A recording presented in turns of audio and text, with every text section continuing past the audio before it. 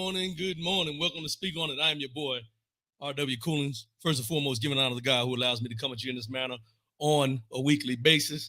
How's everybody doing out there? Hope everybody's doing well. You made it through another week, and it's at the end of the week. You know, our normal Saturday morning. Speak On the show every Saturday morning, 10 a.m. Eastern, 7 a.m. Pacific. That's what we do here every Saturday morning. Yeah. Saturday mornings, y'all, 10 a.m. Eastern, 7 a.m. Pacific. Giving you information, passing on the word, passing on information to you to help you do what you need to do with the information that I'm passing on. So we're going to go ahead and get into this. Let's start off with this morning. Can I vote? www.nass.org. Can I vote? This is a website we've been talking about. I don't have the slides this morning. It's a website we've been talking about for almost a year now. You can go in here, get your information, make sure your information is correct. Go in, click on the pages, put your name in, put your information in, and ensure that you're registered to vote in the right way in your state and in your city. Make sure you register right. Make sure you're under the right party, independent, Democrat, Republican, whatever you may be. Make sure all your information is correct. Now, don't wait until November 4th when the election is on November 5th. www.nass.org. Can I vote? National Association of Secretaries of State. There's also another site you can go to get this information where you can go to Vet the Vote. And they have this type of information there, Vet the Vote. But we're concentrating on nass.org. Can I vote? Go in there, put your information in, make sure you're good to go as far as how you're going to vote, and make sure you can vote in your area. Now, if you have questions, let's just talk about voting for a minute.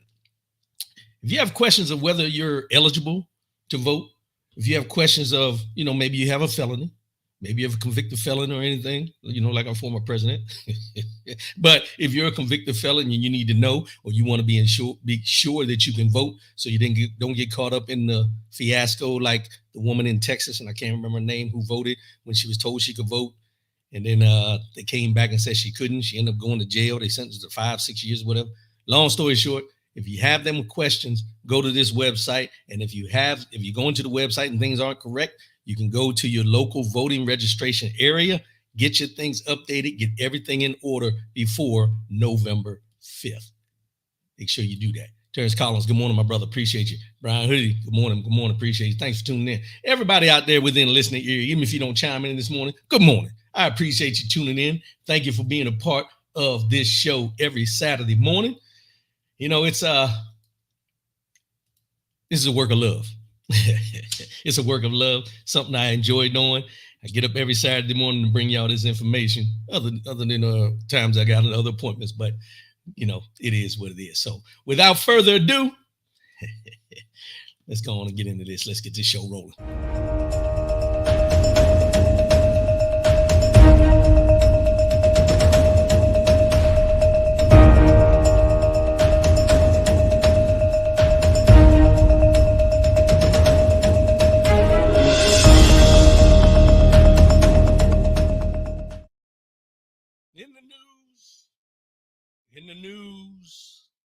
In the news. So, we've been talking about a lot of things dealing with politics on the show for a while now, because there's a lot of things going on that I think people need to be informed about. But this week, I seen this another article, let's go there, about Project 2025. And everybody that's, if you're a first-time listener or whatever, but we've been talking about Project 2025 since it first came to light that this is what they were doing behind the scenes, right? So this week, there was another article that came out dealing with Project 2025 where it mentions how, initially they were trying to keep this stuff undercover. And now that it's out, they're still trying to keep certain things undercover so everyone doesn't know what the intentions are behind Project 2025. And I wrote this down, and I got this article, and it says, I put in there, 2025 is deeper than advertised. And this is my understanding from everything that's coming out, everything that I'm reading, and everything that we don't know. But Project 2025 is deeper than advertised. And it says Project 2025 is built on 4 pillars: policy, personnel, training, and playbook. These pillars outline steps to overhaul every aspect of the United States government through policy, recruit and train young conservatives to work in the executive branch, and enact a 180-day transition plan to implement their tactics with speed. Now, we've been talking about Project 2025, and what we know is, former President Trump has been denying that he's a part of it, but most of the people that worked on his campaign or were in his administration when he was president are working on Project 2025. Now, this week, in this article, it says Project 2025 co-author spills plan for second Trump presidency in new hidden camera video. Now, I watched the video, and I was going to pull it up, but it was hard to get. But in this video, you have this person who's named Russell Vought, and he is one of the people that he's the co-author of Project 2025. And what happened was, and I'll read the article, a recently released video reveals new secret details about what the masterminds behind Project 2025 have planned if Donald Trump manages to win re-election. Last month, Russell Vought, a co-author of Project 2025, met up with what he thought were wealthy Republican donors at a fancy hotel in the nation's capital. Now, these guys are British journalists, and they presented themselves as being Republican donors to Mr. Vought. Mr. Vought met them at a hotel to sit down and discuss Project 2025. So the discussion they had revealed some things that we're unaware of. And what it says is, but it turned out he was actually meeting with British journalists who had secretly recorded the meeting. Project 2025, as I mentioned, is a sweeping plan by the Heritage Foundation that aims to provide a policy blueprint for a second Trump term, emphasizing Christian nationalist values and seeking to dismantle the separation of powers. But it goes in and says, in the hidden camera footage, because they hid a camera to record exactly what Mr. Vought was going to talk about, released by the nonprofit Center for Climate Reporting on Thursday, Vought is overheard explaining how the project has already begun creating a number of executive orders, regulations, and memos in preparation for a potential Trump victory in November. They will also help implement shadow agencies throughout the government that would help Trump be able to quickly implement specific policies, such as Trump's promise of the mass deportation of immigrant populations. I want you to think about something there when I'm reading this. Former President Donald Trump and his cronies are the main ones who are talking about shadow governments being a bad thing within the government. They're just puppets behind the scenes behind Joe Biden. They've been behind Bush. They were behind President Obama. All the different presidents, they always said that there was black ops, shadow governments behind the actual government. But if you pay attention to what they're saying about 2025, this man, the co-author, has helped implement a shadow agencies throughout the government that will help Trump be able to quickly implement specific policies, such as mass deportation. So now I'm wondering, how do you sit there and I know the message that he puts out there is specifically for his followers. But for me, and I'm sitting back and I'm saying, you already hear him talking about the dark state, the deep state, and all this kind of stuff. But what they're doing is the same thing that they're trying to scare you about with the other party. And it says Mr. Vought said, 80% of my time is working on the plans of what's necessary to take control of these bureaucracies. We are working doggedly on that, whether it's destroying their agencies, notion of independence. Well, let me read that again. Whether it's destroying their agency's notion of independence, whether that is thinking through how the deportation would work. These are the things that are going on behind the scenes. And that's why I said Project 2025 is deeper than advertised. There's a lot of things that we don't know about, but what we do know from that 900-page manifesto called the Project 2025, and I said to you last week, just because the author was stepping down doesn't mean the work was going to stop. And in this interview, we see that they're still working behind the scenes to put this Project 2025 into fruition if former President Donald Trump is reelected in November to be president of the United States of America again. And also in this article, it says, most notably, Mr. Vought shared that Trump had blessed their efforts, adding, he's very supportive of what we do. Now, this is the same person that said he knows nothing about Project 2025. He knows nothing about the Heritage Foundation. He knows nothing. He read it. He knows some parts of it, but he doesn't agree with some, but he agrees with some other parts and all this kind of thing. But now this person, who is the co-author, says that this former president has blessed their efforts, and he's very supportive of what we do. Pay attention to the man behind the curtain. Pay attention to the man behind the curtain. And then it says here, despite Trump's claim, a recent CNN report found that at least 140 people who either previously worked for him or under his presidential administration are involved with putting Project 2025 together.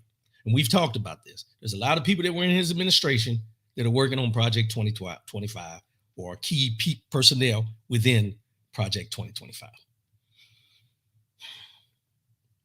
Another part I found was ProPublica, which is a news site, and Documented, which is another news site, jointly obtained more than 14 hours of never before published videos from Project 2025's Presidential Administration Academy.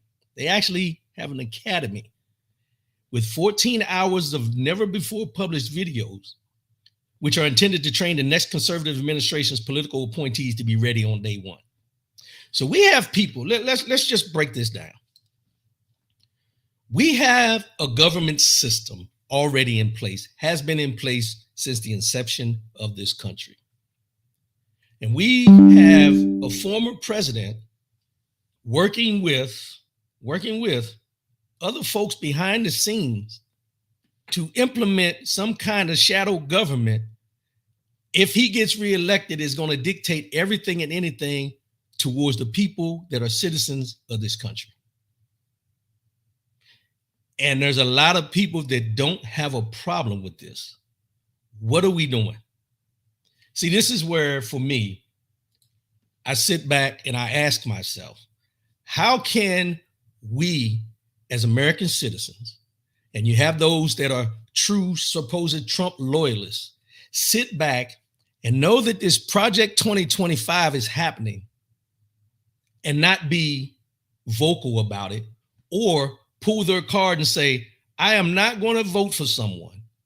I am not going to be on the side of someone who is looking to overthrow the government in which I know to be true since the inception of this country. How do people, and I'm going to speak specifically to certain people right now. Y'all wait a minute for me. Hold on now. And Teresa Powder Bay, good morning. Good morning. Appreciate your support. I'm going to speak to a certain demographic of people now called veterans. And I want to ask you this question before I get into something this week that a veterans group had to say about former President Donald Trump. But I want to ask this question of everything that you've ever served for, and those actually serving right now, who swear to uphold and defend the Constitution of this United States of America during your time in service.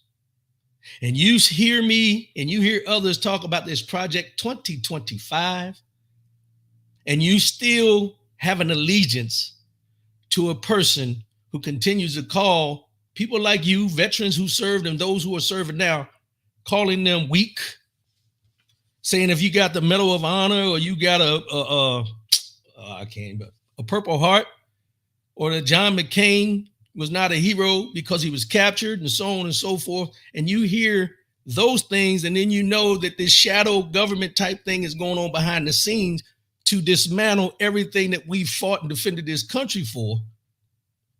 I have to ask this question: who are you? Who are you? Because if you sit back and you read with an open mind of understanding what you stood for when you served or while you are serving, compared to what they're trying to do behind the scenes to the country that you swore to uphold and defend, who are you? Now, some people would take offense to that. But at the end of the day, when I see, and let's start here. I don't agree with every politician, and I don't agree with every policy that is written in this United States of America.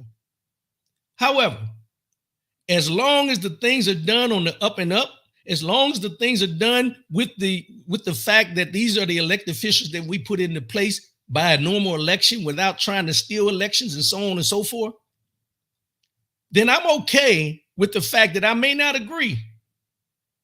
But the democracy of this country overrides my disagreements at times. That's where the ballot box comes into play.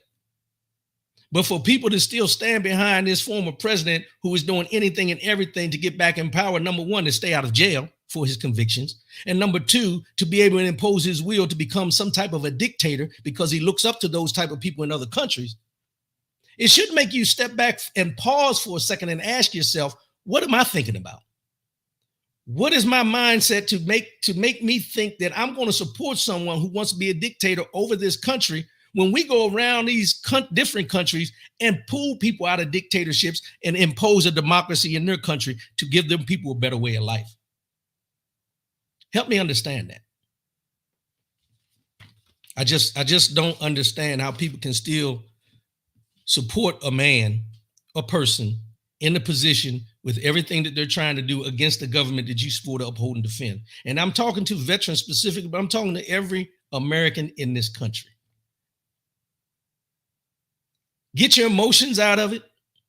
Get the feeling of how you feel about a person because of the color of their skin is running for president or who she is or what she stands for. Take that out of the equation and think about what's right and what's wrong. Oh, but you won't do that. You won't do that. You'll still stand behind someone because, yeah, I'm not even gonna say it. Julie Keenan Hero, good morning. How are you? Appreciate your support. My brother Willis Cheney, good morning, my brother. Appreciate you. But as I mentioned, we have people that are okay with this Project 25 coming to fruition, and we have people that are actually willing to support a jealous draft dodger. And I say a jealous draft dodger because he's jealous of anyone who served honorably in the military. Listen to the comments that he makes. He made a comment this week where a veterans group is taking offense to former President Donald Trump's suggestion that an award he gave a top donor was equal to or greater than the Congressional Medal of Honor. Now, you get the Medal of Honor for something that you did in the service of this country. He's talking about donations. He's saying that the medal that he gave this woman, Miriam Adelson, who owns some of these casinos out here in Las Vegas, got her money, wealth from that. She pledged to spend $100 million of her own wealth to help the former president in the 2024 election. During his Thursday press conference in Bedminster, New Jersey, he recalled a ceremony at the White House in 2018 when he awarded Miriam Adelson with the Presidential Medal of Freedom, which is the highest civilian honor a U.S. president can bestow. That press conference notably came after the New York Times reported that she was considering her financial support of the ex-president after he supposedly directed staff to send her a flood of angry text messages. So it's about money. It's about the financing. It has nothing to do with anything other than that. But this is what he said.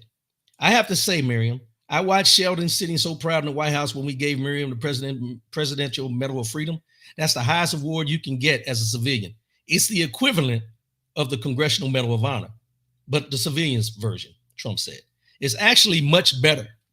It's actually much better because everyone gets the Congressional Medal of Honor. That's soldiers.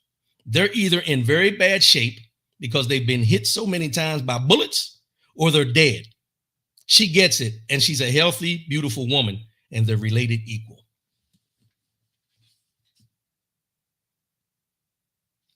The people that get the Medal of Honor, he says, they're either in very bad shape because they've been hit so many times by bullets or they're dead.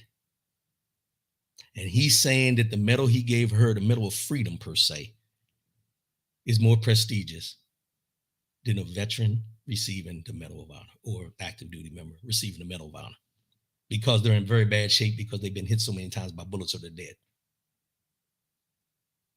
The head of the Veterans of Foreign Affairs, VFW, is weighing in on what he called the former president's flippant remarks. Liphart concluded his statement by reminding the former president he awarded the Congressional Medal of Honor 12 times during his administration and that the recipients were heroes, not of his own choosing. He bestowed those medals on behalf of Congress, representing all Americans of a grateful nation, he said. We hold the donation of their lives and service to our country in the highest esteem, and so should be. So this man, the jealous draft dodger, demeans, minimizes any service of any veteran of this country. And then you still have veterans out here willing to support this. Skin over country. Yeah. White supremacy. That's what it all comes down to. Michelle Hudson, good morning. Good morning. Appreciate you for tuning in. Yeah, white supremacy is the goal. White supremacy is the goal. And people will get offended when I say white supremacy, but what you have to think about is this. If and I'm not going to do that. I'm not going to do that because it's too much of a comparison, and y'all know I don't like to do comparisons. But what I will say is this: and when you step back and think about it, you have this president, former president, convicted felon, who is willing to do anything and everything to get back in power, so he can become some type of a dictator with the assistance of the Project 2025 that they're writing and trying to put into play. But on the other side, we had the current vice president being with the National Democratic National Convention coming up this week. Make sure you tune in and listen to the policies, listen to what they got to say. But you have Vice President, Madam Vice President Kamala Harris as the presumptive Democratic nominee, along with Mr. Walz as her VP nominee. But we have people really willing and able to support Donald Trump, no matter what faults he has and everything. But then you have the vice president of this United States running, and these are the type of attacks that they're doing against her. We can talk about the border, what they call it, the borders are. We can talk about how, misinformation about how many black men she put in jail when she was Attorney General of California, and all these different things they want to talk about. And they're not talking about just this week where President Biden and Vice President Harris got these prescription drug prices to a certain point and all these different things. But I will say this, that there is an issue. Kevin Banks, my brother, good morning. How any active military or veteran can support this individual is beyond me. Thank you for your service, my brother. Exactly. This is the point I was making. I digress a little bit, but let me go back to where I was at. There was an interview, there was a panel on CNN this week. And this is how they want to minimize, not who she is as a vice president, that she's a DAI hire and all this. They want to minimize her to a point of where they are mispronouncing her name, not because they don't know it, but because they choose to, over and over and over again. And this is what it said. Republican Representative Nancy Mace, and I think she's from North Carolina, has sparked backlash after reportedly mispronouncing Vice President Kamala Harris's name during an appearance on CNN. I will say Kamala's name, and she didn't say Kamala, she messed it up, any way I want to.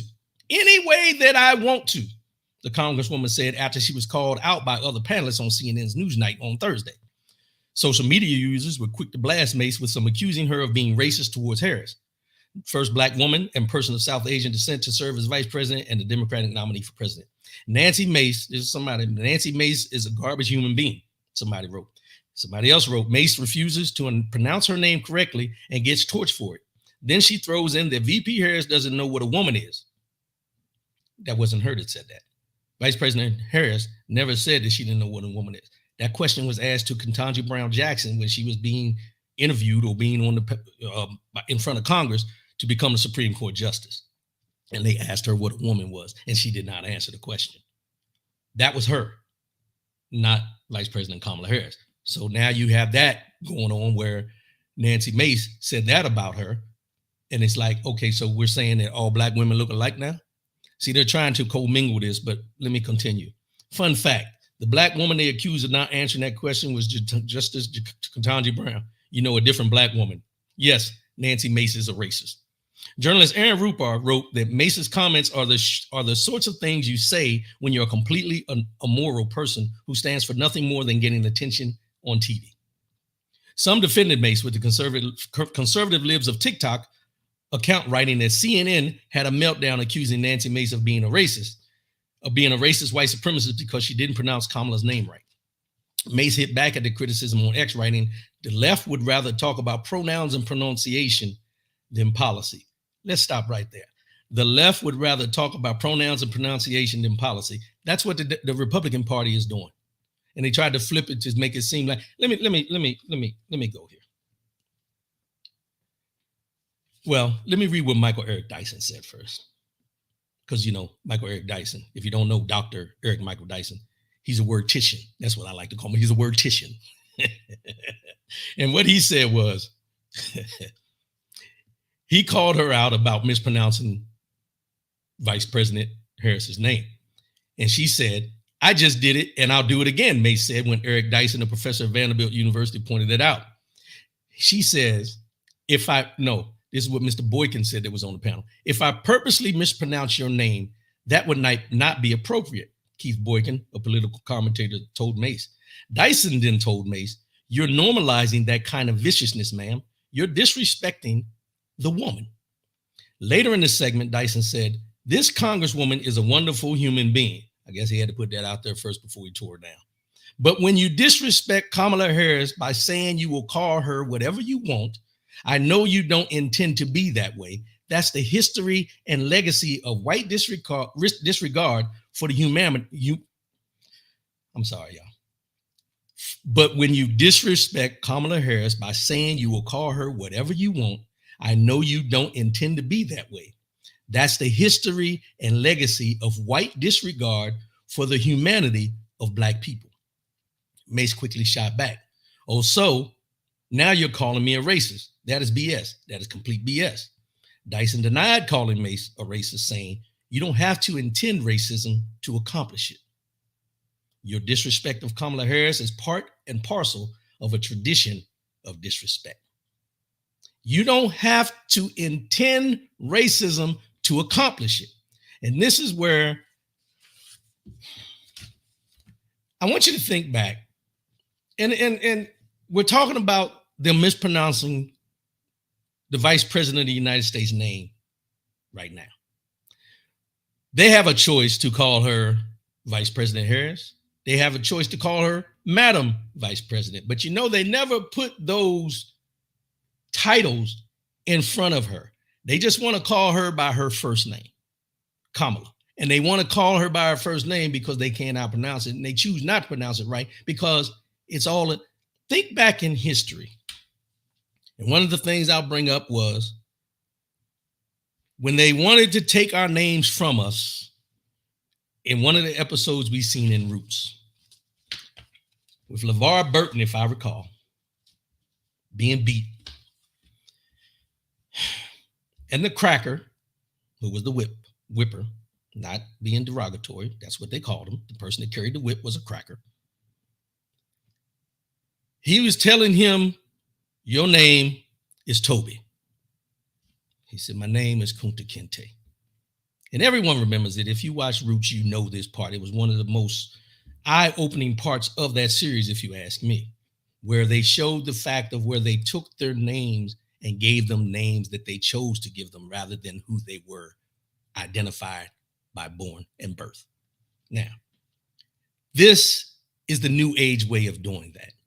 By mispronouncing her name on purpose because you want to minimize her standing not only as vice president, not only as a former senator, not only as a former attorney general, and not only as a woman, but as a Black woman in this country. We've seen it over and over again. Kamala is not hard to pronounce. You see the t-shirts. My wife sent me a thing the other day with t-shirts where they got a big comma and love after N. It's not hard. Kamala. But if you choose not to pronounce her name right, we already know what the intent is and what the purpose is. Whether you like her or not, she is the Vice President of the United States. Address her as such. But this is where those racist tropes come into play. And this is a sitting Republican representative that chooses not to pronounce her name correctly on national TV because she's trying to send a message to those who will listen. And we're out here arguing about how many Black men or Black people she put in jail when she was an attorney general many years ago. If they'll do it to her, they'll do it to you. Let's just be honest about it.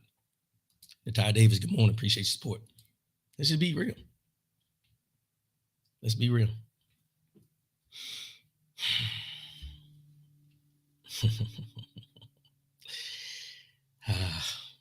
You can't make this stuff up, y'all. You can't make this stuff up.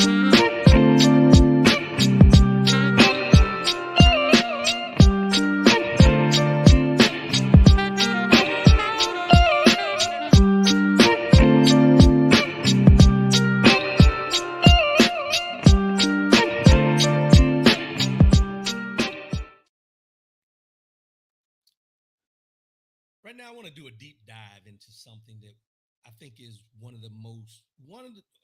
it's an important factor of who we are in this country, but I think it's one of the most overlooked, not only by the powers that be, but by us as a community as well. The National Black Farmers Group, Black Farmers Group. You know, I've mentioned this many times before, but it came to a head this week because J.D. Vance, the Republican nominee to be vice president, said a lot of wild things during his Sunday morning media blitz, but one of his comments has received far less attention than the others. Vance described a federal program that has distributed nearly $2 billion to mostly Black farmers who experience discrimination as disgraceful, suggesting that it is racist against white people. And then he says, and now the head, you know, what he basically said was, he was having a conversation about racism being thrown towards his wife, Usha, I think is her name. And he got to talking about racism, and he transitioned somewhere in there to start talking about the Black farmers and the money they're receiving for the discrimination that has been done against them for many years. Not only having to foreclose on properties, but taking their land and so on and so forth. Black farmers have decreased over the years in many ways. And I know the numbers are in here, but we'll get into that in a minute because I have something deep I want to get into about Black farmers in this country. But J.D. Vance,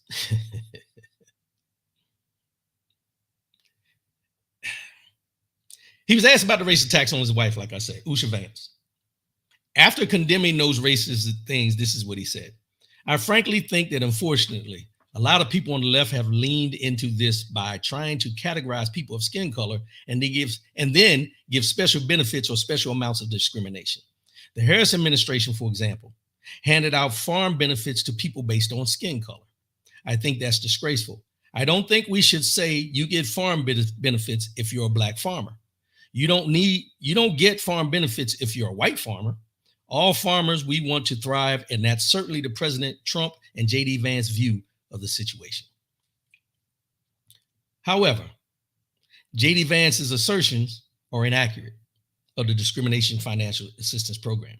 The federal program established through the Inflation Reduction Act, contrary to Vance's claim, applicants were not limited to Black farmers. Any farmer who had experienced discrimination by the U.S. Department of Agriculture, including based on sexual orientation or gender identity, religion, age, or disability, was eligible to apply.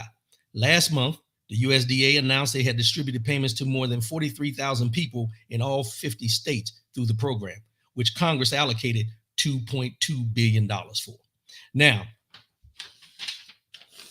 that's where you have to know exactly what you're talking about when you say something. Now, he left out those parts on purpose. He said Black farmers, but it wasn't specifically Black farmers who won this case. Black farmers are the one who brought the case. And they brought the case for anyone who had been discriminated against by the USDA for them to get their money because people were losing their farms, their homes, they were losing businesses. All these things were being done because the USDA was discriminating against the Black farmers. But now they want to flip it around and say the Black farmers, because of what they got from the Biden-Harris administration, as far as the lawsuit that they won and the $2.2 billion that they're giving because of the discrimination, they want you to think that the white farmers are being discriminated upon, when in all reality, the white farmers have been taken care of for many, many, many years, and the Black farmers and minority farmers and women farmers have been discriminated against by the USDA just because of how they look compared to the white farmers. They're doing the same thing. And we talked about it last week. When you talk about redlining and all these different things, this is where the Black farmers are dealing with this, and they brought a lawsuit. And I want to bring this up. This person here, let me get his name right. Mr. John Boyd Jr. He is the president of the Black Farmers Association. And this is what he had to say about Mr. Vance's comments. Yeah, right down. I got it here somewhere. And then it says, the head of the largest group of Black farmers across the country is condemning Vance's assertions. He owes us an apology, Mr. Boyd Jr. said, founder and president of the National Black Farmers Association. The remarks, Boyd added, were disgraceful, deplorable, dumb, degrading, and disrespectful to the nation's black farmers, the oldest occupation in history for black people. Mr. John Boyd Jr., president and founder of the Black Farmers Association. Now, it also says, while the USDA has not released data on the racial breakdown of farmers who received money, Boyd said 85% of the funds went to black farmers because it's obvious we were treated the worst. The history of the government's discrimination against black farmers specifically is well documented, including in Mother Jones' recent award-winning investigation, 40 Acres and a Lie. And I'm going to get into that in a minute. Done in collaboration with the Center for Public Integrity and Reveal, which documents how the federal government stole land it gave to black farmers following the Civil War. Black farmers also face barriers to receiving loans, credit, and support compared to white farmers. Mr. Vance, Vice Presidential nominee, J.D. Vance, whatever you want to call yourself, know your facts. Know your facts, but they're not built on facts. They're built on propaganda. So now they want to flip it and make it seem like white farmers are being discriminated against. It's the same thing, and I want you to recall, it's the same thing that Michael Bloom did when he was talking about the Fearless Fund, where they wanted to say that the Fearless Fund was discriminating against white women because they were only giving these grants to black and minority women in order for them to start businesses. And what did they do? It went all the way to the Supreme Court, and the Fearless Fund had to shut down operations because they made it seem like they were discriminating against white people. When all through history, we've seen the discrimination against black folks when they go get loans, when they go get apartments, all the things included that we all know about, they took to the Supreme Court and they shut the Fearless Fund down, and they're trying to find other ways to be able to continue doing what they're doing. So they gave $2.2 billion to any farmers that were discriminated against. And now they're trying to say that because of this $2.2 billion given to the discriminated people, that now they're discriminating against white people, white farmers. Make it make sense. Make it make sense. The program called Discrimination Financial Assistance Program. I tell you, man, this is crazy stuff. The program compensates farmers who face racial discrimination in the United States Department of Agriculture farm lending practices before 2021, making a monumental victory for black farmers. And it also goes in nearly 2 years ago, President Biden signed the Inflation Reduction Act, and that included the USDA's discrimination, where they put the money in there to award the black farmers discriminated against to receive money for that. This week, around 43,000 farmers will receive payments of up to $500,000, with the average award being $82,000. 43,000 farmers. 43,000 farmers are getting money from this $2.2 billion, between $500,000 and $82,000. So let's think about this. You have 43,000 farmers of black, women, minority farmers who aren't of white descent that are being awarded this money because of the discrimination. But you have a person running for vice president that says it's discriminatory against white people, white farmers, but you have 43,000 people who were affected that we know of that actually were put into this lawsuit. Reflecting on this long-awaited achievement, Boyd recounted his journey, which began almost 40 years ago when he first experienced these injustices. No matter how it is sliced, the $2.2 billion in payouts is historic, he said. This follows previous settlements, including $1 billion payout in 1999 and a $1.25 billion settlement in 2013. So this is not the first time that the USDA has been sued for discrimination against black minority farmers. Back in 1999, $1 billion. 2013, $1.25 billion. And now in 2024, because of the lawsuit back in 2021, $2.2 billion.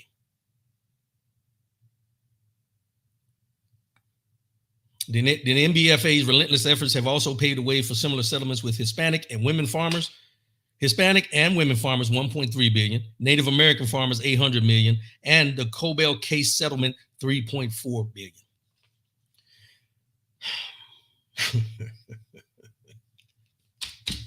Really makes you wonder. Really makes you wonder. But I got a clip I want to show you guys. And I want to, it's about 3 minutes long, but I want you to look at it. This is Mr. John Boyd Jr. talking about farming.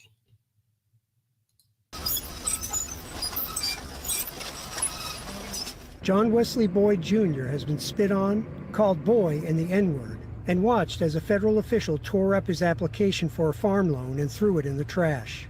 And yet, he's pleading with young black people to return to working the soil. I want blacks to reconnect with our roots, see it in a positive light, and not in a negative light because of history. I got some starter pigs here. Boyd was just 18 when he bought his first farm back in the 1980s, 110 acres in his native Mecklenburg County, Virginia. For 4 decades, this descendant of slaves and sharecroppers has been fighting a system that he says is stacked against him. Now here we are free. Now you don't want us on the land. You don't want us to be farmers. On his first visit to the local office of what was then called the Farmers Home Administration, he saw black men lined up in the hallways, waiting to see the loan officer. This as white farmers went straight in and emerged with fat government checks. So I walked into the office and I went back in time. That pattern of discrimination, now acknowledged by the U.S. Department of Agriculture, took a heavy toll. At the turn of the 20th century, about 14% of the nation's farmers were black. Today, it's around 1%. We took 20 million acres of land. Today, we're down to 4.5 million acres of land. In 1996, Boyd lost one of his farms to a USDA foreclosure, but he fought back, becoming one of the first black farmers to win a discrimination case against the agency. Today, Boyd owns 1,500 rolling acres, raising everything from soybeans to beef cattle, some of it on land that his ancestors once tilled as slaves. Owning land that many of my forefathers worked on for scotch-free, slave labor, man. I'm just trying to make them proud. But the fight isn't over. Passed. When Congress approved $4 billion in debt relief to minority farmers as part of a COVID recovery bill earlier this year, white farmers sued. The claim, reverse discrimination. Move along, baby. Boyd's National Black Farmers Association has intervened in the case. He is joined by his wife, Kara, founder of the Association of American Indian Farmers. As he fights this latest battle, Boyd takes strength from the words of his grandfather. The land knows no color. The land never mistreated anybody. People do. You can't leave your PhD to your children, but I can leave my poor raggedy farm to my children. Quitting isn't an option for me. I'm gonna die a farmer. And there you have it. This is not something that just started with black farmers. This has been going on for years and years and years. President and founder of the National Association of Black Farmers, John Boyd Jr. So when J.D. Vance, and you hear other people jump on this bandwagon about his reverse discrimination and this, it's amazing how they can come out and say it's the reverse discrimination now. But this is going on many, many, many, many years in this country where they discriminate against, and you heard him in there mention how many acres of land he had compared to the acres of land that he still has because of foreclosures, because the USDA wouldn't give loans, and so on and so forth. Which leads me into what I wanted to talk about as well. This here, let me get it right now. I'm sorry, y'all. I want it bigger than that. 40 acres and a lie. 40 acres and a lie. And I want to read it to you. This is something done by, it's a collaboration between Mother Jones and the Center for Public Integrity and another media outlet called Reveal.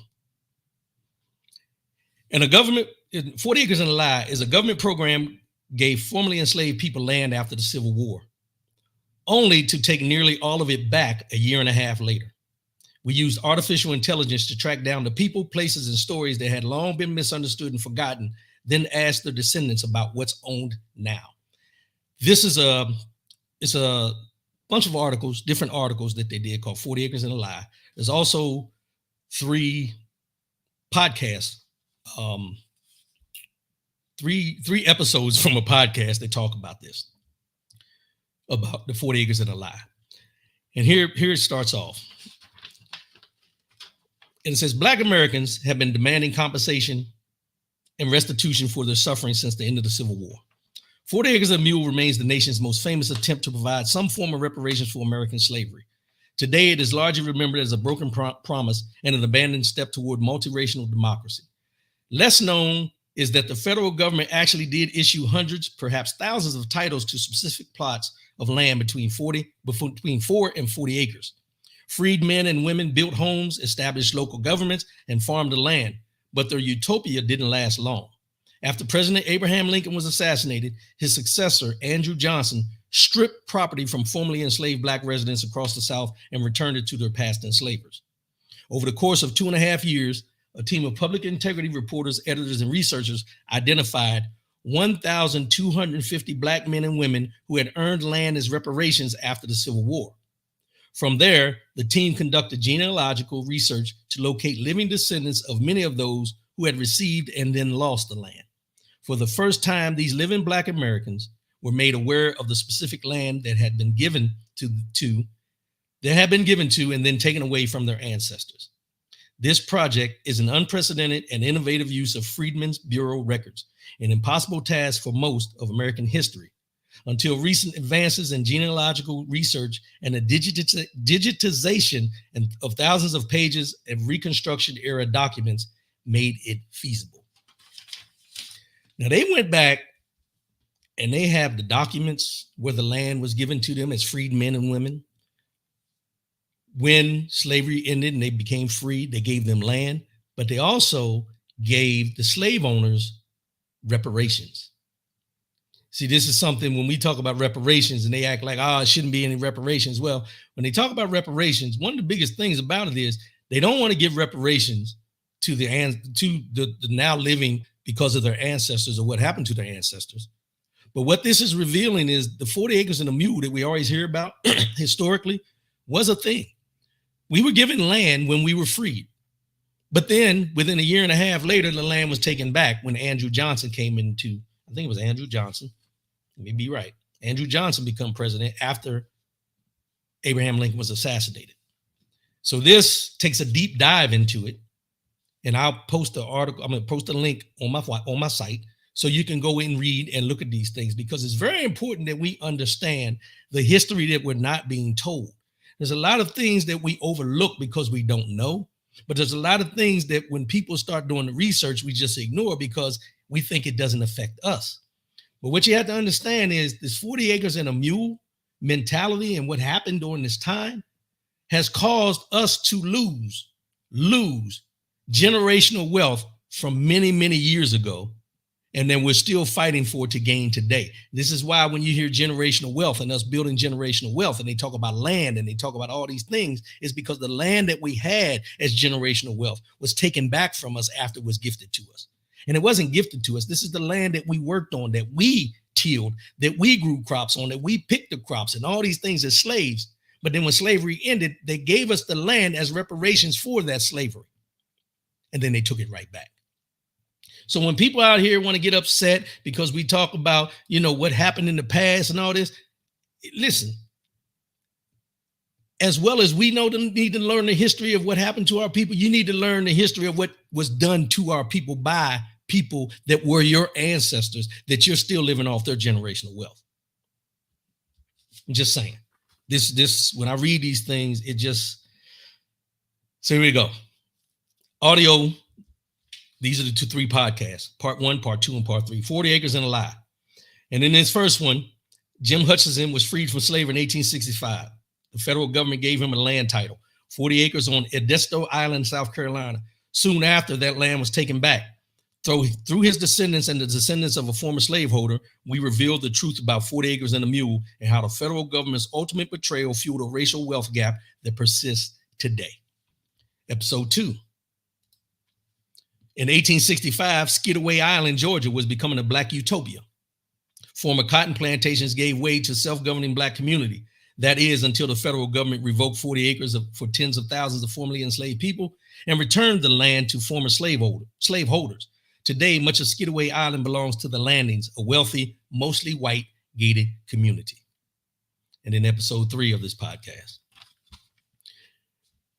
And it says 40 acres and a mule has come to represent an unpaid debt, and it has served as a rallying cry for generations of Black citizens demanding reparations. The final episode in this series explores how the debate around reparations has moved from the fringes to the mainstream, as a rising number of states, cities, and even one county in the South are actively exploring making amends.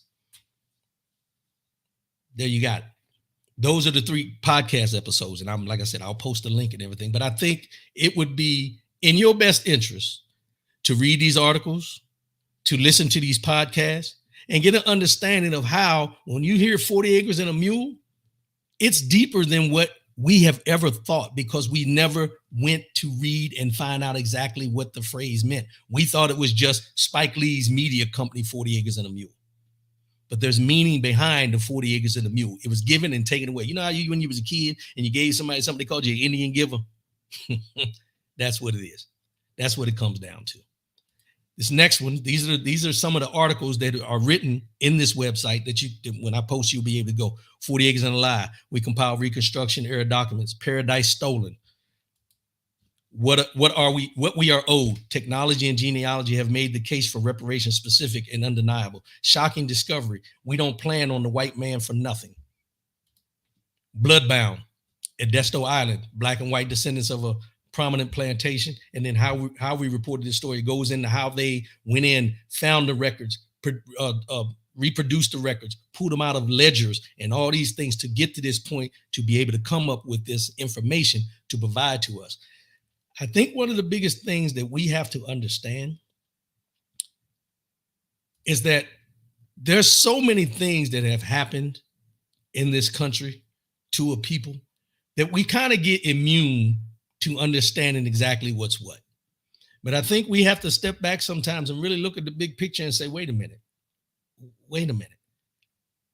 You're telling me that even after the fact of the Emancipation Proclamation, and even up till today, we're still fighting for the same rights that we were then that we are now.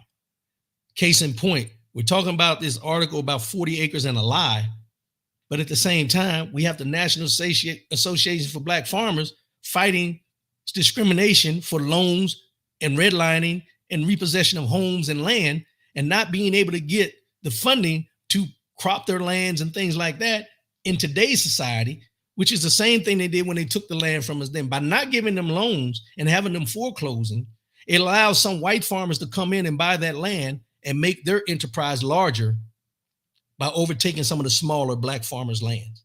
We have to really understand what is going on. And people will say, and I've heard it all the time, these conversations are race-baited. These conversations are based in fact. The ledgers say that this land was owned by somebody, Black. It was taken back because they chose to take it back after it was given because of what the atrocities that were done before. If you really sit back and ask yourself, when you hear Project 2025, in correlation with what we know about the history of this country, what do you think Project 2025 is the basis to do? Is to eliminate anything and everything that would give people the right to be able to file these type of lawsuits, to be able to hold on to their wealth and their land and what they own, and let the government have more control. This Project 2025 is another name for how to create a dictatorship in this country. And anybody that's not paying attention and not listening, shame on you. Because if you're comfortable with the way things are going without listening and paying attention to the way and the direction that the Republican Party and these people behind the scenes, white supremacy and all these things are going about it, then you can't tell me as a person of non-color that you care about me and my well-being, or my people and their well-being. If you're not against everything that's written in 2025, Project 2025, I know I'm getting broad when I talk about this, but if you're not against anything that's being written in 2025 and you don't have disgust of the things that were done with the 40 acres and a lie, or how they're not pronouncing Madam Vice President Kamala Harris's name correctly, if that does not disturb you, then you cannot call yourself an ally to the fight of what we've been fighting up to this point and continue to fight every day.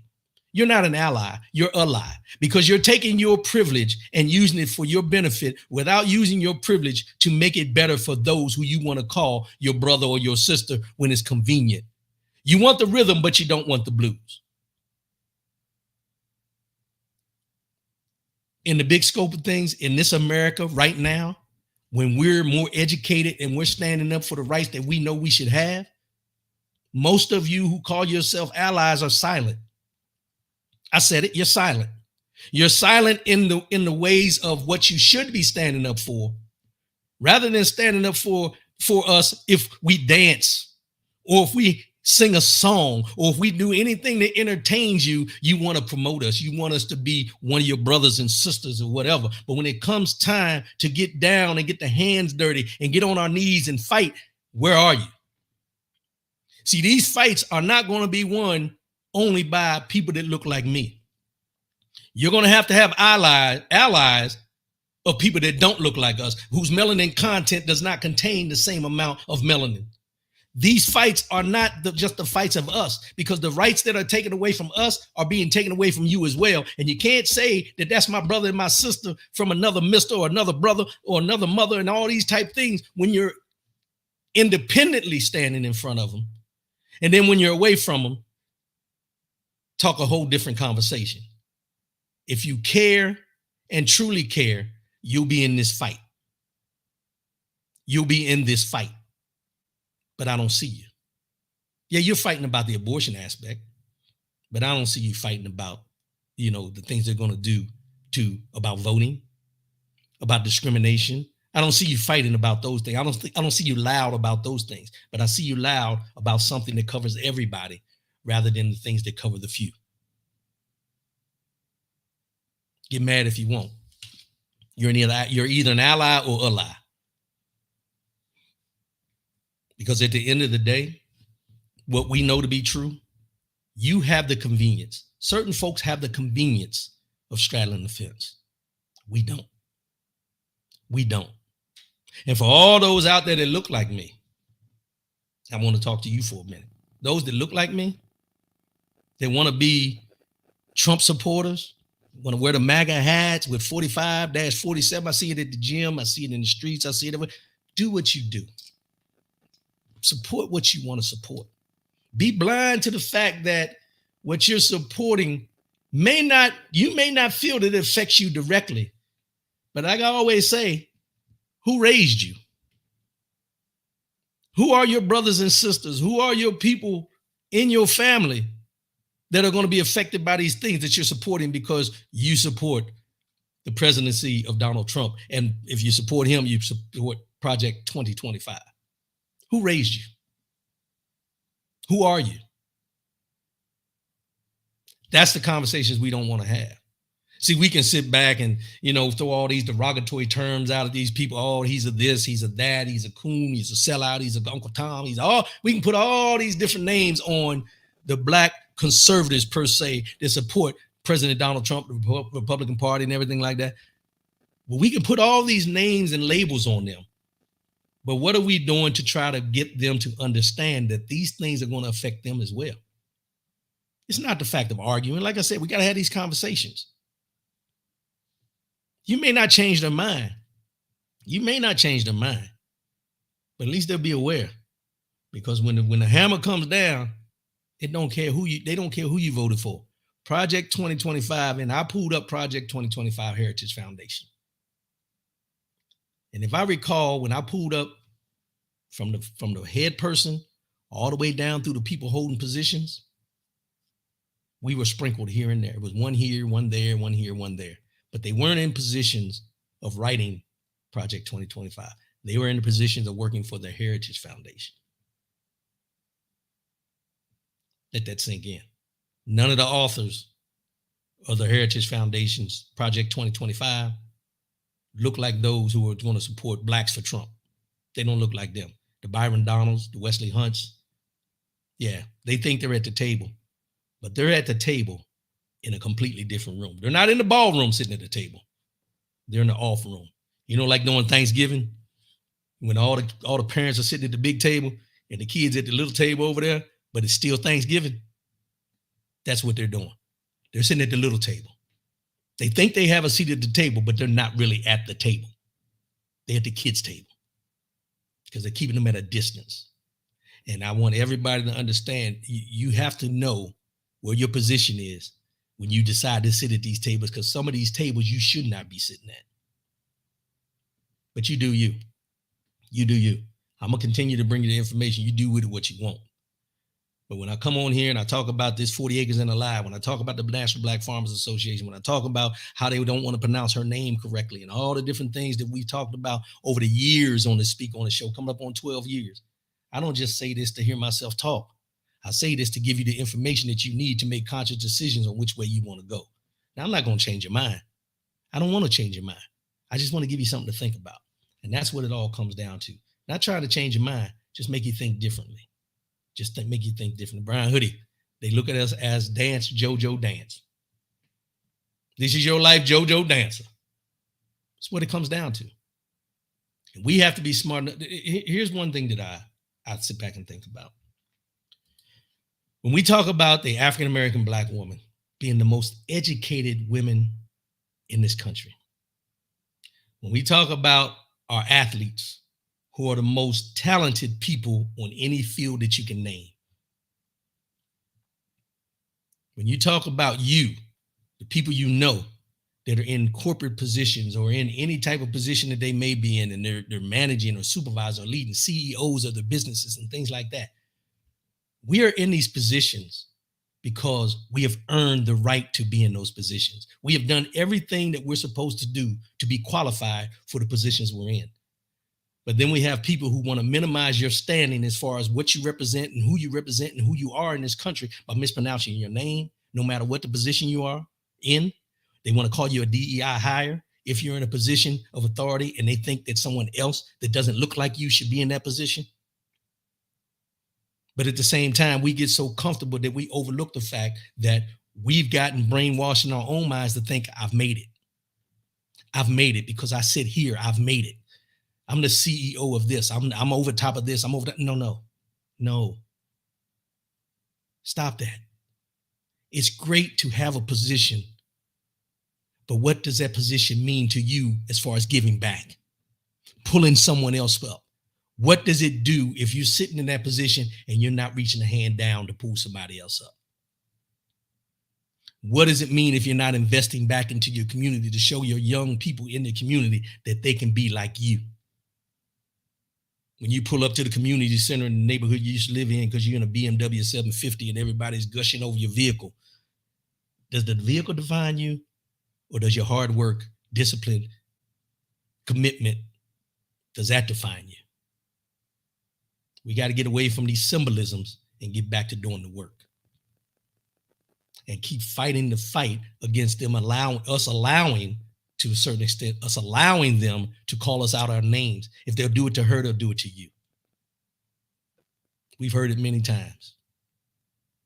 The mispronunciation of names. I know we had jokes and everything when you see on TV, on these videos where a teacher will be in front of the class and he's mispronouncing these kids' names because of the eccentric names that we choose to name our children.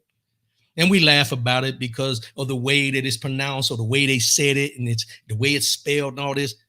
But what we don't realize in our laughter is the demeaning of who that child is and who that child is other than just their name.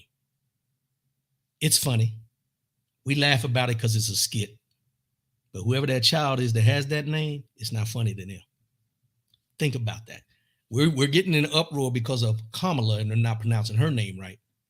But what about the Kamala that's in school right now? What about the Boomquisha that's in school right now? And I'm just throwing names out there. What are we saying about her? How are we supporting her? How are we uplifting her?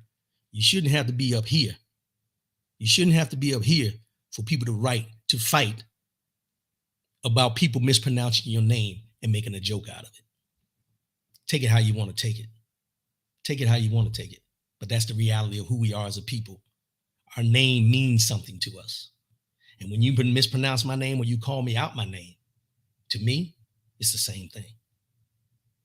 Your privilege, the privilege and the superiority complex tells me everything I need to know when you mispronounce my name or call me out my name. They're neck and neck in the horse race. I'm just going to leave it there. I appreciate everybody tuning in today. I won't be on next week. Previous engagement, be out of town, but I'll be back the week after that. Pay attention, y'all. Be aware, but don't be consumed. Be aware, but don't be consumed. I was asked this week, hey, man, you ain't been doing your mind, body, and soul. I put a little pause on that right now because I think it got more. Not that the mind, body, and soul is not important, but I got some other things in the works for that specifically. So I'll have some coming. But just understand the mind, body, and soul for the day is the common denominator is your health. Mental, physical, financial, relationship, and oh Lord, I just missed it. Y'all know what I'm talking about. I'm sorry, I don't have them wrote down, but the common denominator is health, and it's all about how you want to deal with your health. Take it for what it is. I appreciate everybody for tuning in. I'll see y'all again next 2 weeks from now, and y'all keep fighting the fight. I appreciate y'all. I love y'all. And for those out there, I appreciate you being an ally. And for those that are ally, I appreciate you too, because now I know exactly where I stand as far as where in your life and who you are and what you believe in and who I am in your life. Thank you. See y'all again in 2 weeks. Holla at me. Peace.